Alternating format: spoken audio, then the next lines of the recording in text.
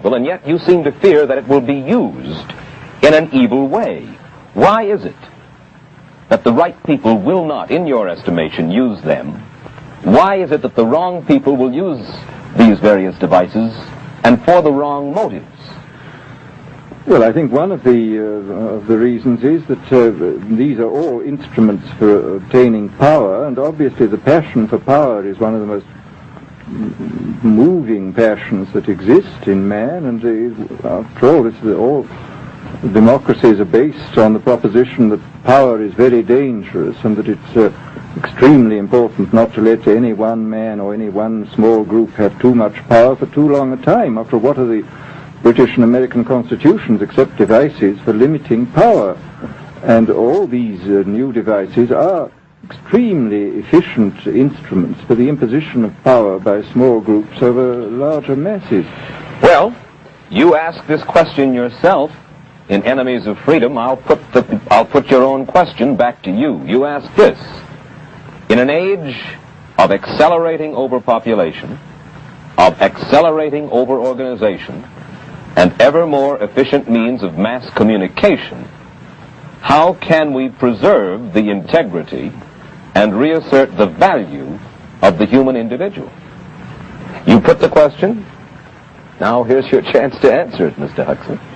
Well, this is obviously, first of all, it's a question of education. I think it's terribly important to insist on individual values. I mean, there is a tendency, as you probably read a book by White, The Organization Man, a very interesting, valuable book, I think, where he speaks about the new type of group morality, group ethic, which speaks about the group as though the group were somehow more important than the individual.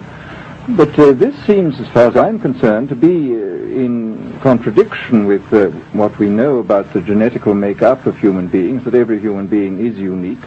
And it is, of course, on this genetical basis that the whole idea of the value of freedom is based. And I think it's extremely important for us to stress this in all our educational life. And I would say it's also very important to teach people to be on their guard against the sort of verbal booby traps into which they're always being led, to analyze the kind of things that are said to them. Well, I think there is this whole educational side, and I think there are many more things that one could do to strengthen people and to make them more aware of what was being done. You're a prophet of decentralization. Well, yes, if this is feasible, it's one of the tragedies, it seems to me. I mean, many people have been talking about the importance of decentralization in order to give back to the voter a sense of direct power. I mean, the voter in an enormous electorate feels quite impotent, and his vote seems to count for nothing.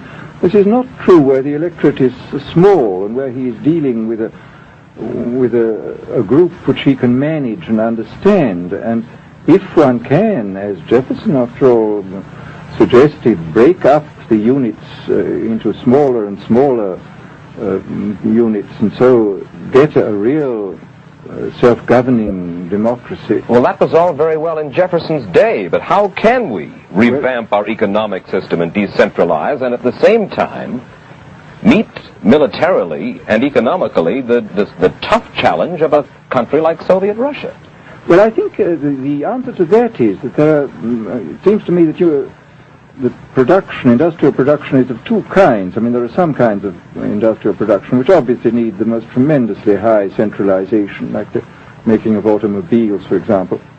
But there are many other kinds where you could decentralize quite easily and probably quite economically, and that you would then have this kind of decentralized life. After all, you begin to see it now if you travel through the South, this decentralized textile industry which is springing up there.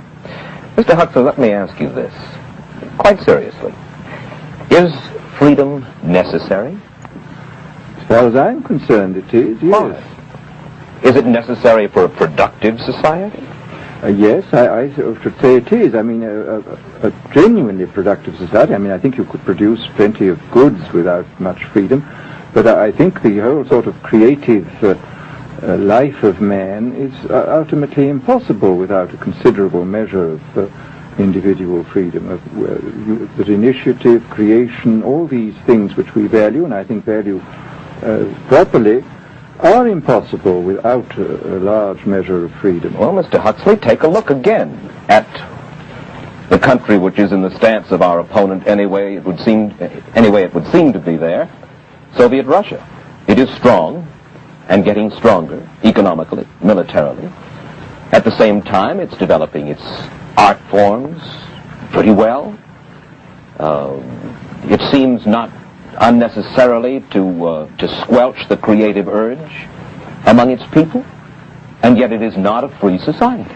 It's not a free society, but here is something very interesting, that those members of the society, like the scientists who are doing the creative work, are given far more freedom than anybody else. I mean, it's a privileged aristocratic society in which, provided that they don't poke their noses into political affairs, these people are given a great deal of prestige, a considerable amount of freedom, and a lot of money.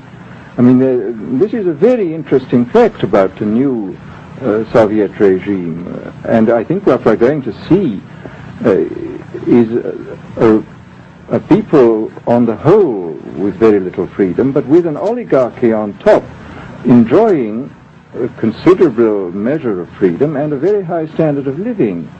And the people down below, the epsilons down below, enjoying very little. And you think that that kind of situation can long endure? I think it can certainly endure much longer than a situation in which everybody is kept down. Because, I mean, they can certainly get their technological and scientific results on such a basis. Well, the next time that I talk to you then, perhaps we should investigate further the possibility of the establishment of that kind of a society, where the drones work for the queen bees up above. Well, but yes, but I must say I still believe in democracy. If we can make the best of the creative activities of the people on top, plus those of the people on the bottom, so much the better. Mr. Huxley, I surely thank you for spending this half hour with us, and I wish you Godspeed, sir. Thank you. Aldous Huxley finds himself these days in a peculiar and disturbing position. A quarter of a century after prophesying an authoritarian state in which people were reduced to ciphers, he can point at Soviet Russia and say, "I told you so." The crucial question, as he sees it now, is whether the so-called free world is shortly going to give Mr. Huxley the further dubious satisfaction of saying the same thing about us. Stay tuned for a preview of next week's interview. Till then, Mike Wallace, good night.